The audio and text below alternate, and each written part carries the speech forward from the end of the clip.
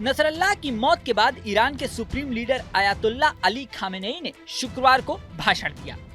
Ayatollah Ali Khamenei का ये भाषण कई मायने में खास था। तेहरान की ग्रैंड मस्जिद से इस भाषण के दौरान बड़ी संख्या में लोग मौजूद थे। इस भाषण में खामेनेई ने तल्ख तेवर दिखाए। उन्होंने दुनिया भर के मुसलमानों से एकजुट होने की अपील की। साथ ही कहा कि जरूरत पड़ी तो इजराइल पर दोबारा हमला करेंगे। खास बात यह रही कि इस दौरान ईरान के सुप्रीम लीडर के एक हाथ में राइफल नजर आई। राइफल के साथ दिखे खामेनेई जब लोगों को संबोधित कर रहे थे, तब उनके एक हाथ में राइफल थी। इसका वीडियो भी तेजी से वायरल हो रहा है। ईरान के लोगों को संबोधित करते हुए खामेनेई ने कहा, आप लोग अल्लाह के बताए रास्ते से न हटे। मुसलमान एकजुट रहें, हमें एकजुट होकर रहना होगा, हमें प्यार मोहब्बत से रहना होगा। अब सवाल उठ रहा है कि खामेनेई हाथ में राइफल क्यों पकड़े हुए थे। दरअसल नसरल्लाह की मौत के बाद कहा जा रहा था कि खामेनेई को सेफ जगह पर छिपाया गया है, लेकिन शुक्रवार को खामेनेई सबके सामने आए। खामेनेई ने मुस्लिम देशों के इजराइल के खिलाफ साथ आने की अपील की।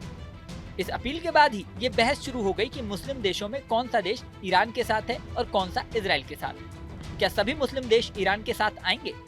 इस समय अमेरिका, ब्रिटेन और जर्मनी जैसे पश्चिमी देश इजराइल के साथ खड़े हैं।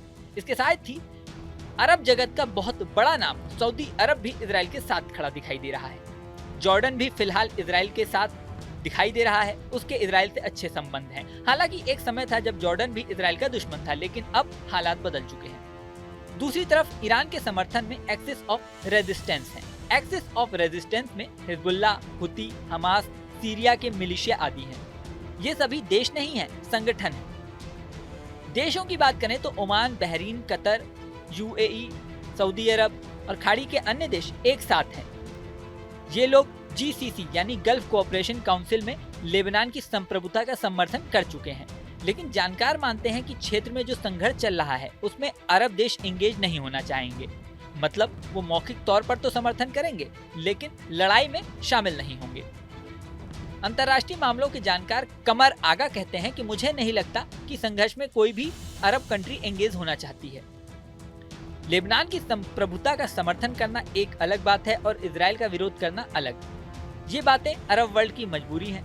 अरब देश ये तो चाहते हैं कि इजराइल का विरोध किया जाए, लेकिन ईरान वॉर में वो शामिल हो ऐसा वो बिल्कुल नहीं चाहेंगे। इन सब देशों के अलावा तुर्की भी मिडिल ईस्ट का महत्वपूर्ण देश है, लेकिन वो फिलहाल नाटो देशों का हिस्सा है। वो इजराइल के खिलाफ खड़ा होगा, ये काफी मुश्किल मामला है। इसके अलावा पाकिस्तान भी मुस्लिम देशों में महत्वपूर्ण देश है, लेकिन अभी तक उसके ईरान से बहुत अच्छे संबंध नहीं है। हालात यही बता रहे हैं कि ईरान के पास किसी भी बड़े मुस्लिम देश का समर्थन नहीं है, लेकिन मिलिशिया संगठनों का साथ जरूर है। ऐसे में खामेनेई के राइफल लेकर सामने आने को एक मैसेज के रूप में देखा जा रहा है। वो दिखाना चाहते हैं कि वो कमजोर नहीं है। राइफल को जंग के प्रतीक के रूप में देखा जा रहा है। हालांकि ये सिर्फ कयास है। राइफल हाथ में लेने की सही वजह को लेकर बहस जारी है।